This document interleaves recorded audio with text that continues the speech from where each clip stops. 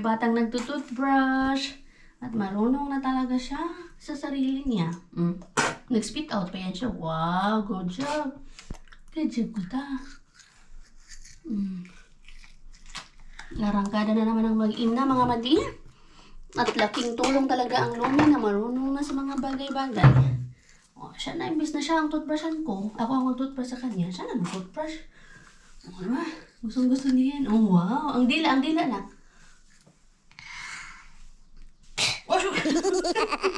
Korek. Korek.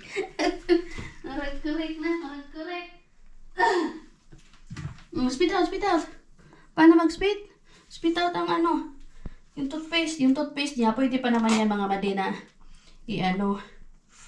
Lunukin niya lang. Pwede pa yan, lunukin niya lang ba? Pero marunong na kasi siya mag-spit out. Ble.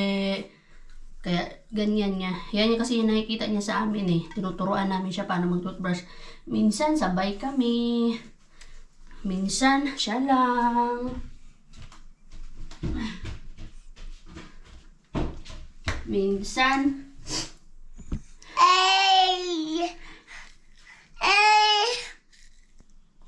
ayaw niya talaga yung inaayos yung buhok niya. Okay, only this one. Up, here lang. Ayaw niya. Isa lang, only one, okay? Okay, napapansin niyo yung buhok niya. Only one. Sige na, mag-toothbrush na. Nakakain na din to eh. Ako, sa school na ako kakain.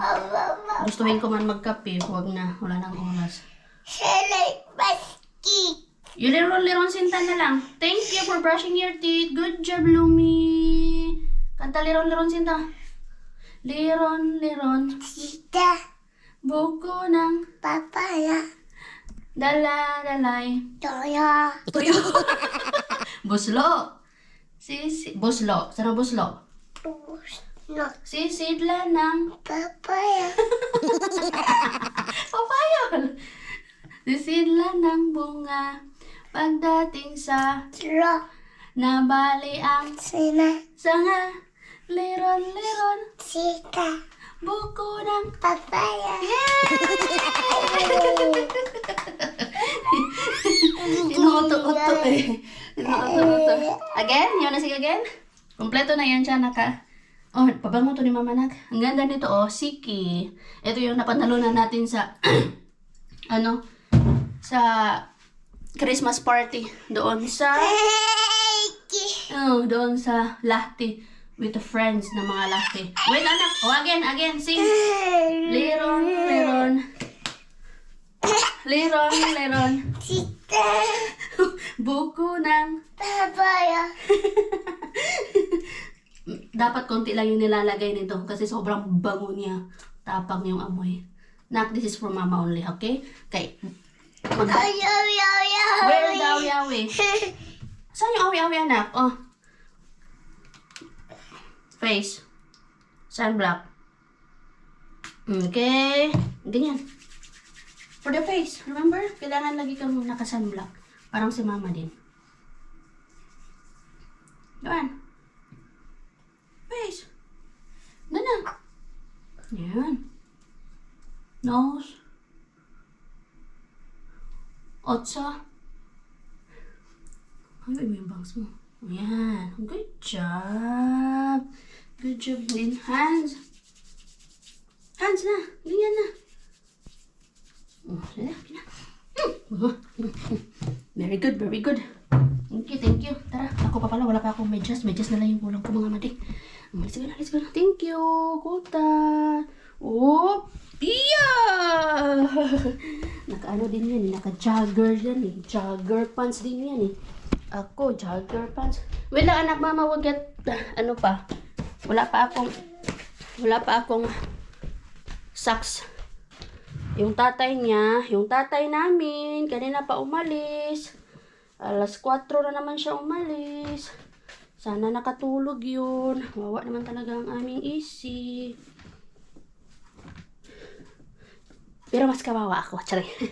Mas kawawa ako. Mag-isa nag-aalaga kay Lumi. Halari. Sorry. Ha? Iyo. What happened to the Harari? Sup. Sup.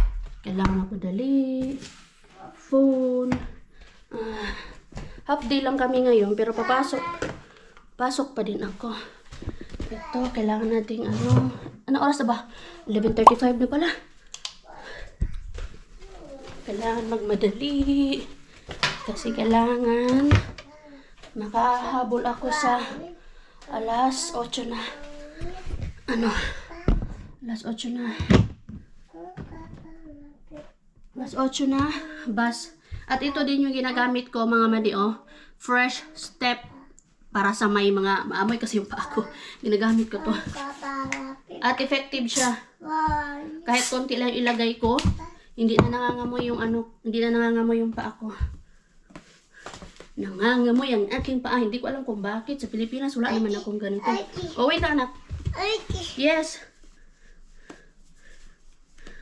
Effective siya. Hindi ko na kailangan magbabad-babad ng paa. Dali ka na, dali na. Kay, medyo pa naman sa... Dali, sarap. Medyo cloudy sa labas. Wala talaga weather namin. Oy.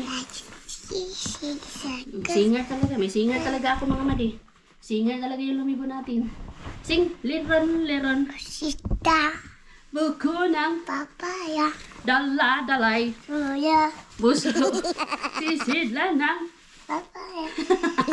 papaya talaga. Bunga lagi. Sabi bunga. Pagdating sa Lo. nabali ang Sima.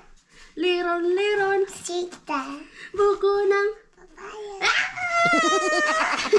job. Papaya. Ito? Asa na yung shoes mo, anak? Ay, ito. Naglalis pa kami nito kanina kasi yung pinasuot ko na jogger pants sa kanya, ayaw niya. Sabi niya, hindi yan. Gusto ko yung pink. Yung pink na Mickey Mouse, hindi man yung pants. Ano man yun? Long sleeves man yun. Hindi ko alam kung nasan yung partner nun.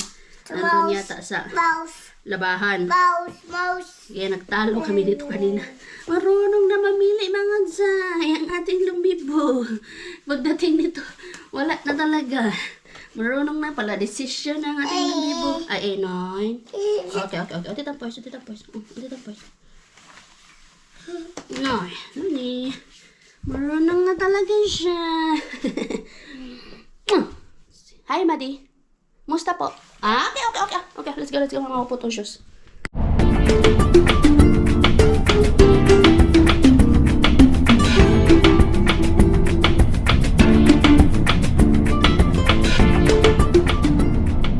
One eternity later. Bahay na mga madi. Half day lang tayo ngayon sa school. Thank you, Lord. Pwede tayo makapagpahinga ng kahit pa paano. Siguro mga 3 hours. Mga 3 hours. Sana nga mga madi, magpahinga tayo, no? So, bago tayo umuwi dito sa bahay, bumili ako ng oil, chicken, kasi may plano ako. Gagawa ako ng nakita ko sa threads. Meron ako nakita na iba't ibang klase ng parang breeding mix na ginagawa nila. So, itatry ko yun kung masarap ba. So, gusto ko siyang itry kasi sabi nila masarap daw. So, tingnan natin. I will give my honest opinion kapag kapag nakaluto na tayo niyan. And then milk. And then, dahil hindi man tayo juntis, so, inom tayo ng cider. Cider lang, tsaka wine yung kaya ko mga madi. Isa lang nito. Try ko tong pear cider. Usually, half lang yung nabibili. Usually, yung iniinom ko is yung apple cider na kalahati lang siguro niyan. Yan. Pero dahil napag-usapan namin sa school kanina, yung about sa mga alak-alak, yung mga wine-wine, kasi yung topic namin sa school ay about mga alcohol, mga paninigarilyo, at kung ano-ano pa na related sa health. So, napag-usapan namin yung about sa mga ganyan nga. And yung isa kong kaklase, ang iniinom daw niya ay ito, pear cider. And sinasabi ko naman sa kanya yung iniinom ko is apple cider. So, gusto ko i-try itong pear cider for the very first time. And tingnan natin kung masarap ba yan. At dahil gutom na ako kasi yung kinain natin kanina ay puro lang or kaya yung oat porridge lang. hindi siya enough. Kakain agad tayo. Meron tayong pansit pa dito na naluto. Yung natira natin sa binigay natin kay Sadi. Tuwang-tuwa pala si Sadi mga madi sa binigay natin na pansit. Nabuhayan siya. Nabuhayan siya kahapon. Nabanggit ko ba mga madi? Sana nabanggit ko. Yun, tuwang-tuwa siya. So, ito may natira pa dito. Ito yung magiging tanghalian natin. At mag-fry ako ng 2 eggs. Para naman may eggs tayo. May protein. Hindi puro carbs lang. Ayan. At ang sobrang saya ng puso ko ngayon mga madi. Kasi sino dyan yung relate kay Alex Gonzaga? Or sino ang may gusto dyan kay Alex Gonzaga? Sino yung nag-idolize dyan kay Alex Gonzaga na gustong-gusto na din na magkaanak sila? So ngayon, nanginig talaga ako mga madi kanina habang nasa school nung nakita ko na finally, biniyaan din sila. Sabi ko na buntis talaga siya mga madi. Nangilabot ako mga madi. Nangilabot ako tapos naiyak ako sa tuwa kanina. Kasi finally, tama talaga yung hinala ko at tama talaga yung hinala ko na buntis siya. At finally talaga, buntis na siya.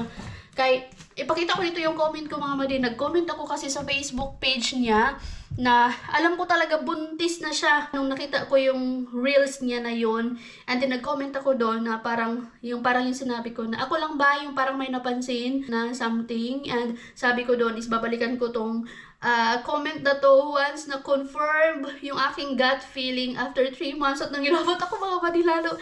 Kasi after 3 months talaga, 13 weeks yung nakalagay dyan sa post ko, sa comment ko. Ang tama! Wow! Tuwang-tuwa yan. Kapatid mo si Alex Zay? Hindi, oy mga madi. As someone kasi na nakaka-relate kay Alex Gonzaga, na maraming mga pinagdaanan, maraming luha yung iniyak para lang mabuntis. Pero hindi mabuntis-buntis. Tapos dumaan din sila sa IVF. Alam nyo naman sa mga ating nakasubaybay from the very beginning. Doon pa sa kabilang page ko na dumaan na yung ating miracle baby nga ay yun nga, ating miracle Lumi ay alam nyo naman na miracle ang Lumi natin. And someone na wala namang infertility na nangyayari. Talagang hindi lang talaga ang makabuo agad kasi may mga ganong tao. So lahat para lang mabuntis ka talaga, lahat kailangan mong gawin lahat. Pero yun nga, pag hindi pa talaga kasi plano ng Panginoon na mabuntis ka, wala ka talaga magagawa. Kahit anong iyak mo pa dyan, kahit ilang tumbling mo pa dyan, kahit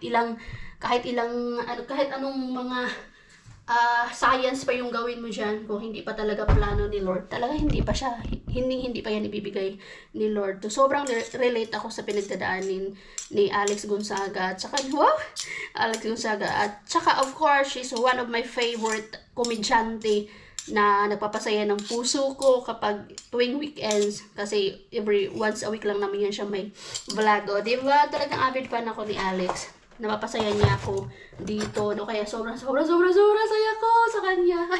Happy yarn. After 6 years. O diba, meron pa. After 6 years. Kasi after 6 years bago sila binayaan. And kami din, after 6 years din kami bago kami binayaan ng Milagro. Tapos yun nga, IVF, lahat na mga luha ng mga kapag yung pamangkin, yung inggit na inggit ka sa pamangkin mo, sa nakakita ka na yung mga bata, naiinggit ka. Basta, super relate ako sa pinagdadaanan ni Alex Gonzaga kasi nandun ako before sa lahat ng mga gustong magkaanak and then sa mga tao na lagi kang napipressure ka sa ibang mga tao na, uy, kailan ka magkakaanak? Sakit kaya niyan. Sabi, uy, mag-anak ka na. Masakit yan. Kaya huwag niyo sabihin yan sa ibang mga mama or mga mag-asawa, mga madi, lalo sa mga kababaihan. Dapat maging sensitive tayo when it comes to kailan nga pa magkakaroon ng anak, bakit hindi ka pa nagkakaanak, bakit yung mga ganyang bagay. So, dapat wag nyo yung iano sa mga babae na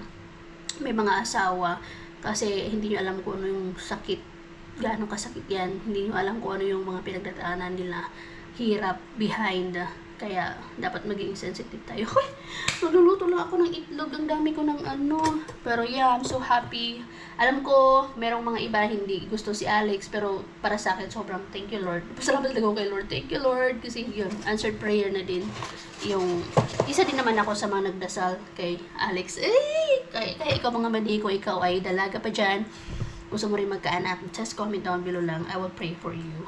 I will pray for you na mag-anak ka, bigyan ka ni Lord ng miracle baby. Gaya ng amin. So, yay! Ay, tuwang-tuwa. Yung gutom lang yan, day. Gutom lang yan, Ruby. Sige na, gutom na talaga ako, mga madi. Ay, ako, nagme-microwave ako, mga madi. Yung pagkain ko lang. Pero si Lumi, hindi ko yan... Pero yung pagkain ni Lumi, hindi ko yan mina-microwave. Gutom yan! Sobrang gutom na gutom si Mati Ruby nyo. Daming... Ano? Hindi tuloy ako naglagay ng exhaust. Thank you Lord! Thank you Lord! Thank you Lord! Sobrang saya ng puso ko. Buntis na talaga ang aking idol.